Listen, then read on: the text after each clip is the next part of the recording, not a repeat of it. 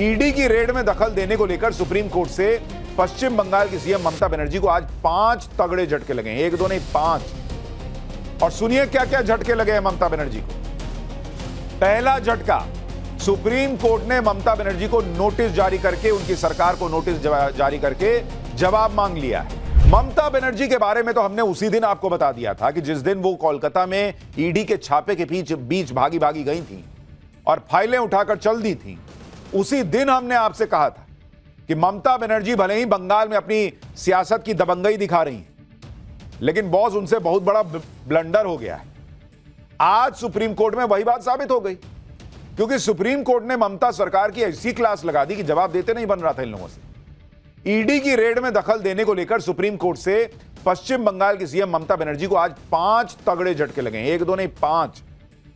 और सुनिए क्या क्या झटके लगे हैं ममता बनर्जी को।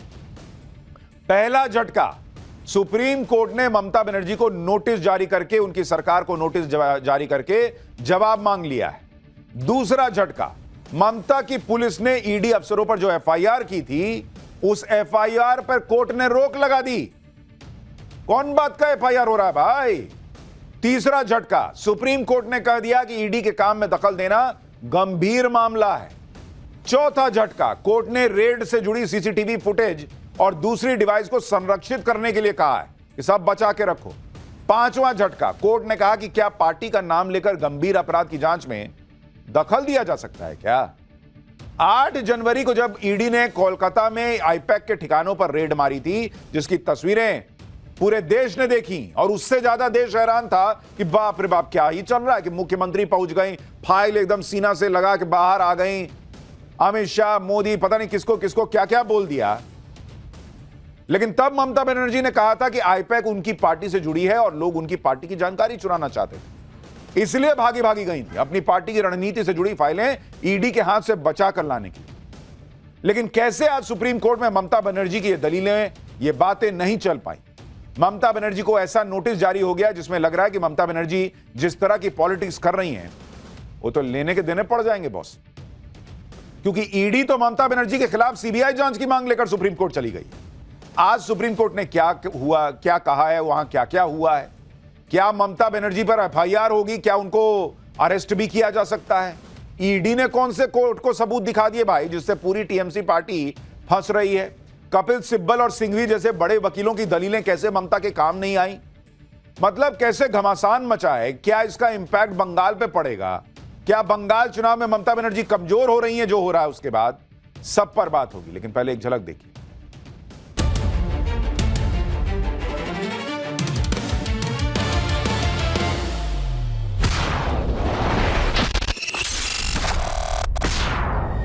ऐसा लगता है कि ईडी जो है वो भारतीय जनता पार्टी का एक फ्रंटल बन चुका है। वो भारतीय जनता पार्टी का इलेक्शन डिपार्टमेंट है, एनफोर्समेंट डायरेक्टरेट बिल्कुल नहीं है।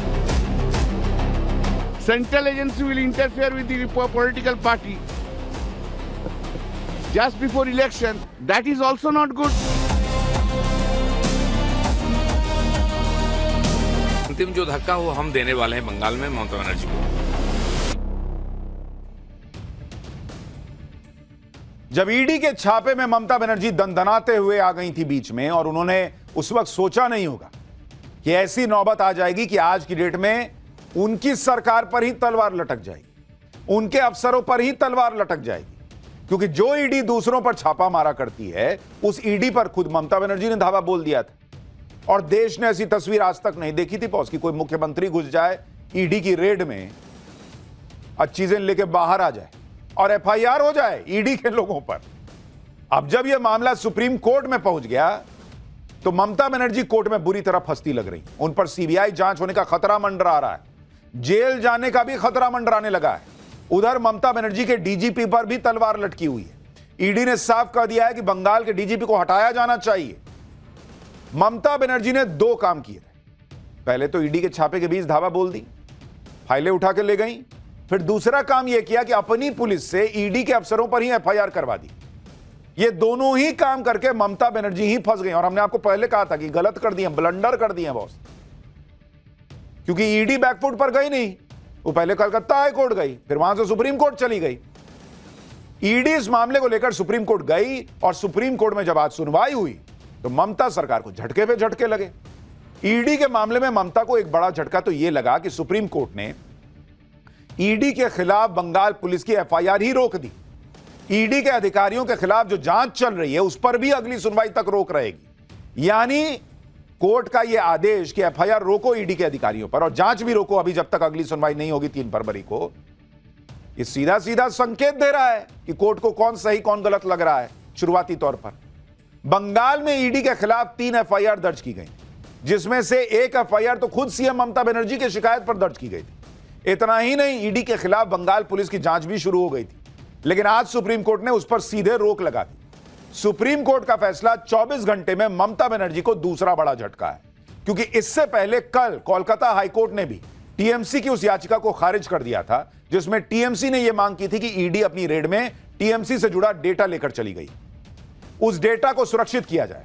लेकिन जब हाईकोर्ट में ईडी ने कह दिया कि उसने तो कुछ जब्त ही नहीं किया भाई, उल्टे रेड वाली जगह से तो ममता बनर्जी सबूत उठाकर ले गई। सारी दलीलों को सुनने के बाद हाईकोर्ट ने भी टीएमसी की याचिका खारिज कर दी। यानी टीएमसी को बैक टू बैक 2 झटके लग गए, कलकत्ता हाईकोर्ट से भी और सुप्रीम कोर्ट से भी। इस पर टीएमसी सांसद कल्याण बनर्जी क्या कह रहे हैं सुनिए एक बार, फिर आपको बताता हूं कि कोर्ट में आज क्या क्या हुआ है। एक एक चीज ध्यान से सुनिएगा। If you say so, the question is, whenever in a non-BJP state, central agency will interfere with the political party just before election, that is also not good. Last evidence which has been taken by in this statement is 21st February 2024. Thereafter he was sleeping altogether. Now when the election is forthcoming, then he was jumping upon. Kalyan Banerjee कह रहे हैं कि भाई election के पहले किसी राज्य में जाके ऐसा काम होगा तो ये भी तो ठीक नहीं है। अरे बॉस एक बात बताइए, इलेक्शन हो या कोई चीज हो, उसके पहले अगर ईडी को कोई चीज मिलेगी सबूत के तौर पे तो ईडी काम नहीं करेगी कि इलेक्शन खत्म होगा तब करेंगे। और अगर ईडी कुछ गलत भी कर रही है तो आप जाके फाइल उठा के चल दीजिएगा कि आप कोर्ट जाइएगा कि ईडी गलत कर रही है। जैसे ईडी अभी चली गई ममता बनर्जी के खिलाफ, ये तो वैसे ही हिसाब हो जाएगा। फिर तो ईडी जहां छापा मारेगी कोई आदमी कहेगा कि अरे ये तो गलत उठा के ले जा रहे ना, नहीं ले जाने देंगे, तो हर जगह मारामारी हो जाएगी। फिर यही सब होने लगेगा। ये कोई हिसाब हुआ और यही चिंता सुप्रीम कोर्ट की भी है। कोलकाता में ईडी की रेड के बीच में घुसकर ममता बनर्जी ने अपना शक्ति प्रदर्शन तो कर दिया, अपनी चीज उठाकर ले गई। वो रेड के बीच से न सिर्फ दस्तावेज उठाकर ले आई बल्कि बाहर निकलकर उन्होंने डंके की चोट पर दिखाया कि वो कैसे ईडी की रेड के बीच से दस्तावेज ले आई हैं, देखिए। लेकिन अब यही स्टंट ममता बनर्जी को भारी पड़ सकता है, क्योंकि ईडी ने ममता बनर्जी के खिलाफ मोर्चा खोल दिया हाईकोर्ट से लेकर सुप्रीम कोर्ट तक। ईडी पूरी ताकत लगाई हुई है कि ऐसा कैसे कोई कर देगा जी, हम काम ना कर रहे हैं, सरकारी मुलाजिम ना है, बीच में घुस के कोई हो सीएम हो कोई हो, ऐसे कैसे फाइल ले जाएगा। ईडी इस मामले में सीएम ममता बनर्जी को छोड़ने का मूड में नहीं दिख रही है। ईडी ने अपनी याचिका में सुप्रीम कोर्ट में 2 बड़ी बातों की डिमांड कर दी। पहला यह कि कोलकाता में जो भी सीएम ममता बनर्जी ने किया है उसकी एक तो सीबीआई से जांच कराइए, क्योंकि भाई उसको लग रहा है वहां पुलिस क्या ही जांच कर लेगी, अगर करेगी तो सीबीआई से जांच कराइए। दूसरा यह कि इस कांड में ममता बनर्जी का साथ देने वाले बंगाल पुलिस के डीजीपी को सस्पेंड कीजिए। ईडी कह रही है कि इसके लिए गृह मंत्रालय और department of personnel and training Bengal के पुलिस अफसरों पर सख्त एक्शन ले। ईडी ने कोर्ट में साफ कह दिया कि ऐसा आदेश देना चाहिए ताकि जांच में बाधा डालने वाले अधिकारियों के लिए एक नजीर बन सके। यानी ईडी चाहता है कि इस मामले में ऐसा एक्शन हो जिससे आगे कोई भी ईडी की जांच में दखल ना दे पाए। अब बात सही है, फिर तो ईडी का कोई मतलब नहीं रह जाएगा ना भाई, कि जब कोई भी आएगा कहेगा कि नहीं ये नहीं ले जाने देंगे, ये मेरा सामान है, हम ले जा रहे हैं। अरे भाई आज के डेट में तो सबसे बड़ा सवाल यह है कि भाई सीबीआई जांच कर ले, ये जांच कर ले, वो जांच कर ले। अब ये पता कैसे चलेगा कि ममता बनर्जी क्या ले गई? कल को हरा फाइल में कोई भी कागज लगा के दे देंगे कि लो यही लाई थी, जाओ ले जाओ, तो क्या कीजिएगा आप? कभी नहीं पता चल पाएगा शायद कि उस हरी फाइल में क्या था। ईडी ने सुप्रीम कोर्ट में बहुत मजबूती से अपना केस बिल्ड किया है और यह भी बताया कि कैसे यह पहली घटना नहीं है, इससे पहले सीबीआई की जांच में दखल हुआ। ईडी ने साफ कहा कि केंद्रीय एजेंसियों की जांच में दखल का एक पैटर्न बनता जा रहा है। यानी पुरानी फाइलें खोलकर ईडी ने बंगाल सरकार को बुरी तरह फंसा दिया। कोलकाता में ईडी की रेड में सीधे सीएम का पहुंच जाना, दस्तावेज उठाकर ले जाना, ऐसा देश ने नहीं देखा था पहले कभी। इस पर सुप्रीम कोर्ट भी हैरान रह गया। सुप्रीम कोर्ट ने ईडी की याचिका में सीएम ममता बनर्जी पर लगे आरोपों को बहुत गंभीर बताया। कोर्ट ने कहा कि ईडी की याचिका में जो बड़ा सवाल उठाया गया है, अगर उसका जवाब नहीं दिया गया तो भाई अराजकता की स्थिति हो जाएगी। कोर्ट ने कहा कि यह बहुत गंभीर मामला है, हमें इसे देखना ही होगा ताकि जो दोषी हैं वो राज्य की कानून व्यवस्था को संभालने वाली एजेंसी की आड़ में बच ना पाए। कोर्ट ने कहा कि अगर कोई केंद्रीय एजेंसी किसी गंभीर अपराध की जांच के लिए काम कर रही है तो फिर यह सवाल उठता है कि क्या केवल राजनीतिक दल की गतिविधियों की आड़ में जांच एजेंसी का एक्शन रोका जा सकता है क्या? कोर्ट कह रही है कि अगर केंद्रीय जांच एजेंसी किसी मामले में गंभीरता से जांच कर रही है तो बाधा नहीं होनी चाहिए। हालांकि साथ में सुप्रीम कोर्ट ने यह भी कहा कि किसी भी एजेंसी को चुनावी कार्यों में दखल देने का भी अधिकार नहीं है। लेकिन मोटे तौर पर जो बड़ी बातें सुप्रीम कोर्ट ने कही, उससे संकेत यही लग रहा है, उससे बातें यही लग रही हैं कि ममता बनर्जी जो है ना, उनके लिए आने वाला वक्त बहुत मुश्किल होने वाला है बॉस। और ममता बनर्जी इसी बात को बार बार कह रही थी कि उनकी पार्टी से जुड़ी संस्था पर ईडी ने हाथ डाल दिया है। ईडी उनकी पार्टी की रणनीति चुराना चाहती है, इसलिए वो इसमें घुसी और फाइलें लेकर चली। लेकिन अब तो कोर्ट में यह बात उठ गई कि क्या राजनीतिक दल की गतिविधियों की आड़ लेकर किसी जांच एजेंसी को गंभीर अपराध की जांच में एक्शन से रोक सकते हैं क्या आप? सुप्रीम कोर्ट के सख्त स्टैंड लेने पर बीजेपी ने भी ममता बनर्जी को घेर लिया। बीजेपी कह रही है कि ममता बनर्जी को कोर्ट से धक्का लगा है, लेकिन अंतिम धक्का तो बीजेपी बंगाल में देगी। छोटा मोटा धक्का तो मिलता ही है कोर्ट से, लेकिन अंतिम जो धक्का वो हम देने वाले हैं बंगाल में ममता बनर्जी को। आज सुनवाई के दौरान दोनों पक्षों में तीखी नोकझोंक भी।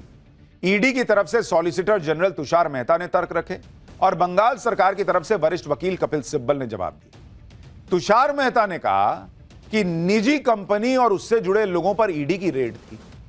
कपिल सिब्बल ने कहा कि आईपैक का दफ्तर टीएमसी के ऑफिस का हिस्सा है भाई।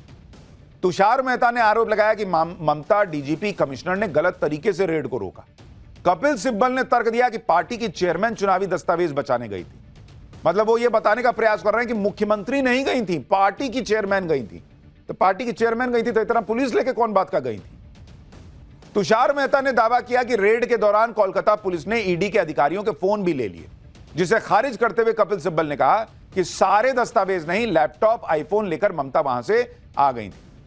ईडी आरोप लगा रही है कि सीएम ममता ने गैरकानूनी तरीके से रेड रोकी। कपिल सिब्बल ने इसे खारिज करते हुए कहा कि जानकारी चुरा ली जाती तो टीएमसी बेचारी चुनाव कैसे लड़ती।